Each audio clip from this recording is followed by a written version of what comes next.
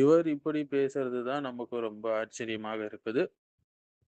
வரலாறு தெரியாத நபராக இருக்கிறார். ஷேக்குல் இஸ்லாம் இப்னு தைமியா ரஹிமஹுல்லாஹ் அழகா சொல்லுவாங்க. மஜூசிகளும், ராஃபிதாக்களும், யூதர்களும் தங்களுக்குள்ள சண்டையிட்டுக் கொண்டாங்கன்னா, அவங்களுடைய தீமையிலிருந்து முஸ்லிம்களை நிம்மதி அடைய செய்யறதுக்காக அல்லாஹ்வை புகழுங்கள். மேலும் அந்த இரு தரப்பினரும் குழப்பத்திலும், ஃபித்னாவிலும் நீங்க சிக்கிவிடாமல் இருக்க அல்லாஹ்விடம் பிரார்த்தனை செய்யுங்கள் என்று அல் ஃபதாவா அல் குப்ரால சொல்லியிருக்கிறாங்க. இமாம் அல்பானி அவர்கள் சொல்லும்போது, அஹ்லு சுன்னாக்கள் வந்து யூதர்களுக்கு எதிராக ராஃபிதாக்களோடு நிற்க மாட்டார்கள். அதேபோல ராஃபிதாக்களுக்கு எதிராக யூதர்களோடு நிற்க மாட்டார்கள். ஃபதாவா அல் யௌமியால ஒளிப்பதிவுல வரக்கூடிய விஷயம். ஈரான் தான் அமெரிக்கர்கள் காபூலுக்குள்ள நுழைய வழி செஞ்சுச்சு. மேலும் ஆப்கானிஸ்தானை அழிப்பதற்கும் அது உதவியது. மேலும் ஈரான் தான் ஈராக் மக்களை கொன்று குவித்தது மற்றும் அமெரிக்க ஆக்கிரமிப்புக்கு உள்ளே நுழையத்துக்கு காரணமா இருந்தது. ஈரானோட போரின் போது இஸ்ரேலிடமிருந்து ஆயுதங்களை பெற்றுக்கொண்டது மட்டும் இல்லாமல் 80களில் வந்து ஈராக்கின் அணுசக்தி திட்டத்தை வந்து இஸ்ரேல் குண்டு வீசி அழிப்பதற்கும் ஈரான் ஆதரவாக இருந்தது. சிரியால லட்சக்கணக்கான மக்கள் கொல்லப்பட்டாங்க. அதை கொன்று குவிப்பதற்கு, அவர்களை அகதிகளாக வெளியேற்றுவதற்கு ஈரான் தான் பெரிய ஆதரவை வழங்குச்சுன்னு சொல்லலாம்.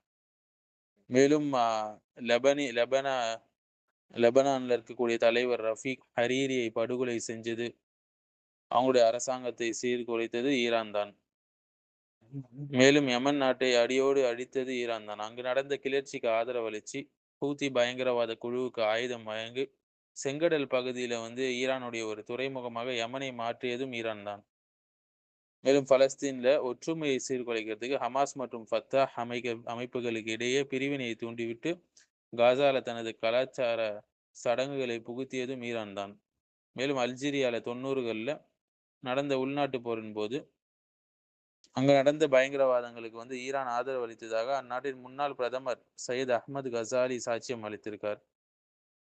மேலும் மெக்சிகோ, கொலம்பியா, சிரியாவோடு இணைஞ்சு ஈரான் மற்றும் அதன் கூட்டாளிகள் தான் உலக அளவில் போதைப் பொருள் கடத்தலில் ஈடுபட்டு அரபு நாடுகளை சீரழிக்கிறாங்க.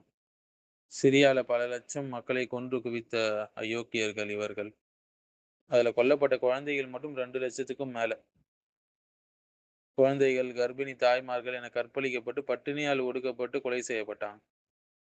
குறிப்பாக சிரியால பஷார் உல் அசதோடு சேர்ந்து பண்ணாத அட்டூழியங்கள் இல்லை இவங்க.